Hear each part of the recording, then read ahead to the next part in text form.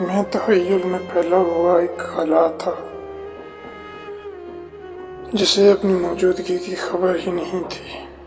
میں کب سے زمانوں کی لہروں میں پلتا ہوا، مکان کی مکانی میں ٹھہرا ہوا ایک مبہم سا سایہ تھا جس کو کسی علم کی کوئی آواز یا کوئی دستک سنائی نہیں تھی۔ مگر یوں ہوا پھر میں ایک روز تنہائیوں سے لپیٹی ہوئی شام پائیز کی آخری ساعتوں سے یہ کہنے لگا، مجھے جانتی ہو کہ میں کون ہوں؟ مجھے کس نے کپور کیوں کر اٹھایا یہاں؟ حقیقت کو کیوں کر چھپایا یہاں؟ عجب رنگ و بو کو سجایا یہاں؟ خدا کو خدا نے بنایا یہاں؟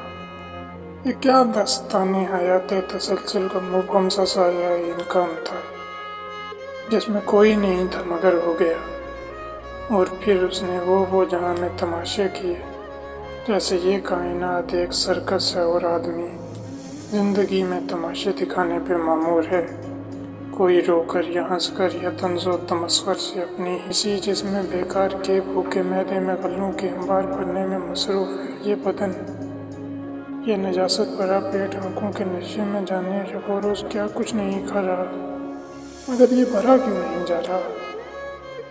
آج کا آدمی تھک چکا ہے، اسے دور حاضر کی شہرت نکلنے لگی ہے، وہ اب مصنوعی عقل میں ڈھل چکا ہے، جہاں علم و معنی تو موجود ہے پر ہزاروں برس کی تمنائیں، دل کی امنگیں، تخیل میں اٹھتی ہوئی غیب کی کچھ صدائیں کسی قلب مدفون میں گمشدہ ہو چکی ہیں۔ قدیم آدمی لا علم تھا مگر جدید آدمی لا بدن ہو گیا۔